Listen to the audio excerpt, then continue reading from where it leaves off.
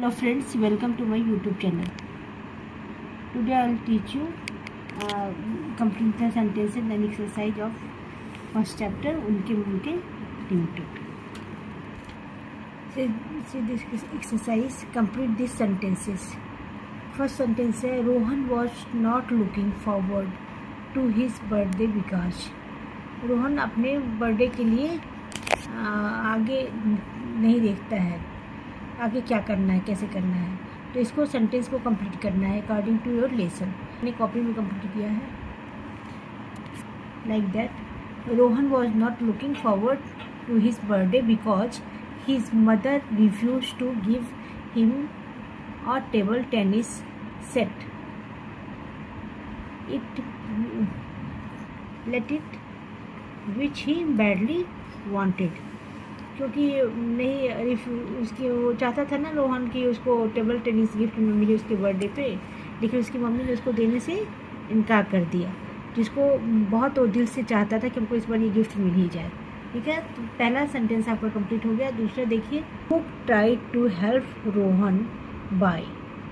मुक कैसे रोहन की सहायता करता है, कंप्लीट किया. देखिए, Muk try to help Rohan by telling him that if he wanted the table tennis set he could chant unke munke tempo 17 times while around a banyan tree at midnight. याद है ना, टेक्स्ट मैंने पढ़ाया था.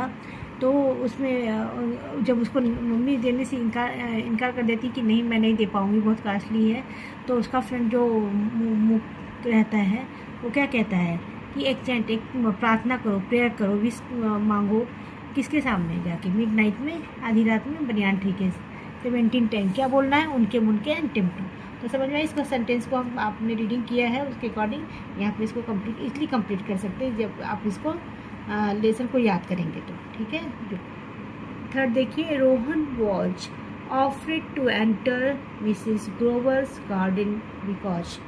रोहन मिसेस ग्रोवर के garden में घुसने से ऑफर्ड मीन्स डरता क्यों था, क्यों डर रहा था.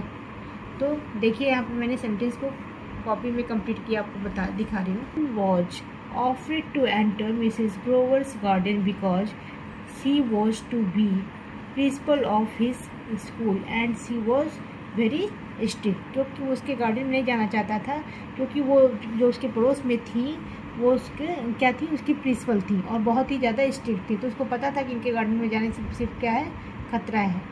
ठीक है. फिफ्थ देखिए,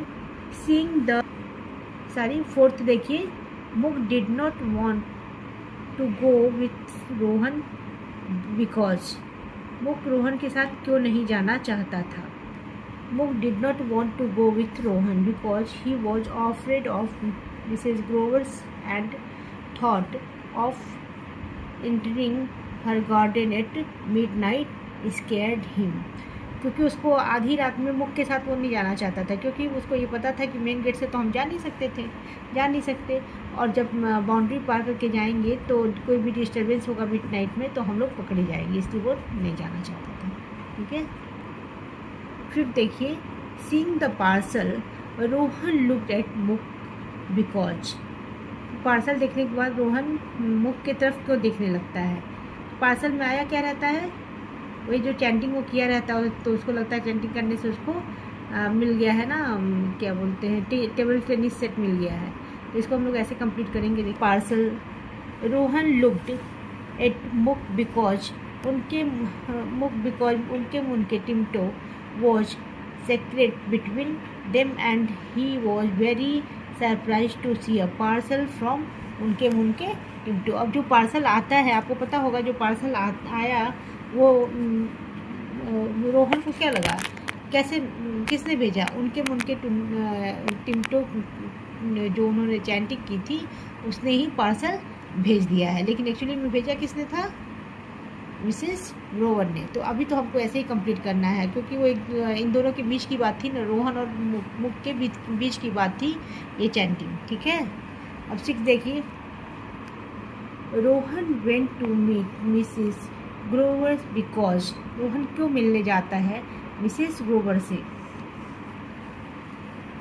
यहाँ पे मैंने देखिए कंप्लीट किया है. Rohan went to meet Mrs. Grover because he had told her about his Aunt Unke Munke Timto, and he wondered whether she had actually sent the gift.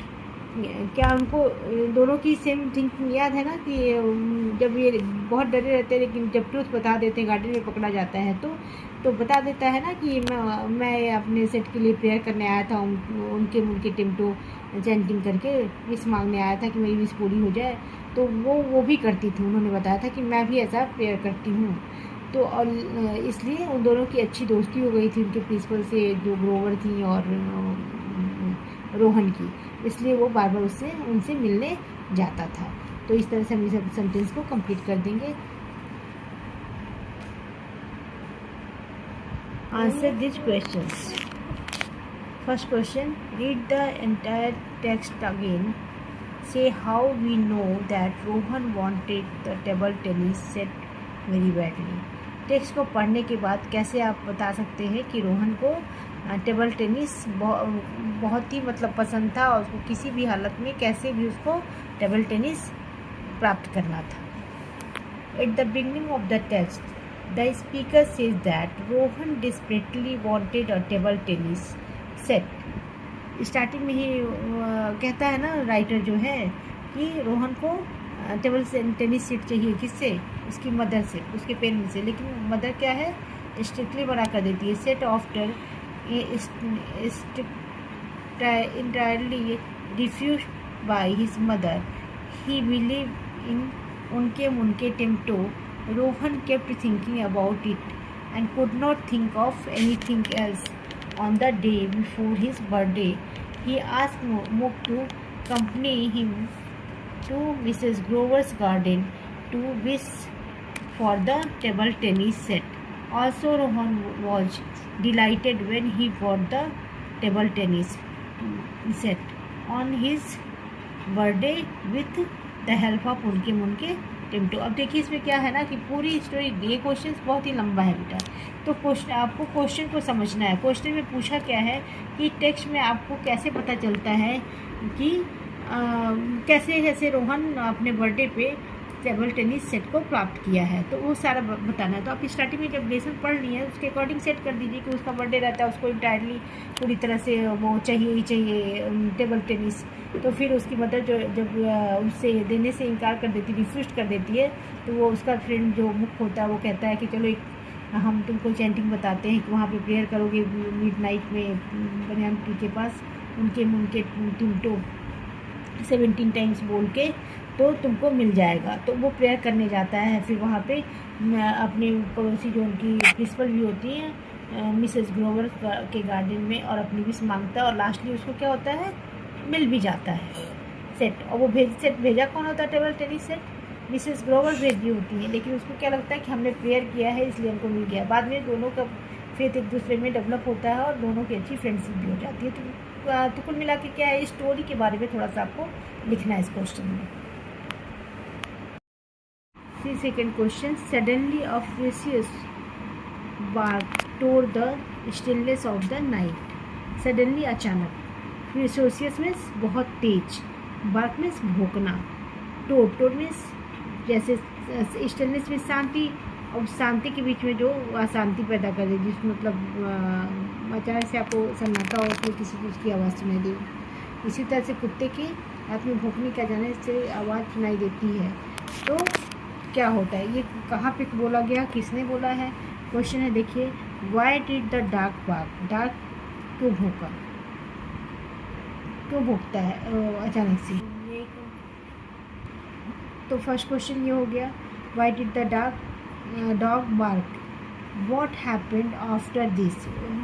Dog के बार्क करने के बाद, भौंकने के बाद क्या होता है? What do you think of Rohan, Rohan के बारे में आप क्या सोचते हैं? Rohan Muk and Mrs Grover's from this incident. अब देखिए ये एक लाइन में इतने सारे क्वेश्चंस बने हुए हैं, ठीक है, तो 1 बाय 1 में सारे के आंसर्स आपको इसमें दूंगी। The dog bark after hearing Rohan's running. पूछा ना कि डॉग क्यों बार्क किया था, क्यों भौंका था, तो रोहन की दौड़ने की जो आवाज़ थी उसको सुनकर डॉग जो था वो भौंकना शुरू किया था। तो इसका आंसर ये हो गया, the dog barked after hearing the Rohan's running in Mrs growers garden. Mrs Grover के गार्डन में रोहन की चलने की आवाज़ है। इसके बाद after this Mrs Grover's come out threaten to unless this dog if the intruders did not appear before her। अब सेकेंड क्वेश्चन का आंसर देखिए, यहाँ पे आपको यहाँ पे मिल जाए। उसी क्वेश्चन में सेकेंड पूछा ना कि उसके डाक के बात करने के बाद क्या होता है। तो क्या होता है, after this Mrs growers came out. जब डाग जो है भौंकना शुरू करता है तो मिसेस ग्रोवर अपने रूम से निकल के अपने कुत्ते को लेके ही आती हैं और कहती है कि जो भी एंटर किया है मेरे गार्डन में, अगर निकल खुद बाहर नहीं आता है उनके सामने, तो वो अपने कुत्ते का लेस खोल देंगी। तो कुत्ता तो उनको सर्च कर ही लेगा। फ्राइटेंडेड मुक, इस पर मुक क्या करता है, बिल्कुल डर जाता है। क्लाइम्ड अप, और पेड़ पे चढ़ने लगता है। climbed up the tree and Rohan went up to Mrs. Grover's and told the truth। मुख जो होता है वो तो पेड़ पे चढ़ जाता है, लेकिन रोहन दौड़ता रहता है, इसलिए वो मिसेस ग्रोवर के पास जाता है और उनसे अपनी सही बात बताता है कि मैं किस लिए आपकी गार्डन में आया हूँ इतनी रात को और क्या कर रहा था। फिर थर्ड जो क्वेश्चन है उसका आंसर ये, the incident shows that the Rohan was courageous enough to tell Mrs Grover's was kind and heard Rohan patiently. क्या है कि रोहन जो है वो बहुत ही करेजियस है, बहादुर है। वो जाके अपनी बात मिसेस ग्रोवर को बता देता है और मिसेस ग्रोवर भी जो है, जो बाहर से तो बहुत ज़्यादा सख्त दिखती हैं लेकिन बहुत ही काइंड हार्टेड हैं और रोहन की बात को बहुत ही पेशेंसली मतलब धैर्यपूर्वक सुनती हैं। As for Muk he behave in a selfish and cowardly manner. जबकि मुक कैसा व्यवहार करता है, बहुत ही सेल्फिश, अपने आप को बचा लेता है। वो रोहन के लिए भी जाके खड़ा नहीं होता है, डरपोक, उनके सामने भी नहीं जाता अपनी सही बात बताने। भाई चोरी करने तो क्या नहीं थे, जस्ट विश मांगने गए थे पेड़ के सामने, तो वो बात बतानी थी ना। तो इस तरह से आपका ये क्वेश्चन का आंसर कंप्लीट हो गया।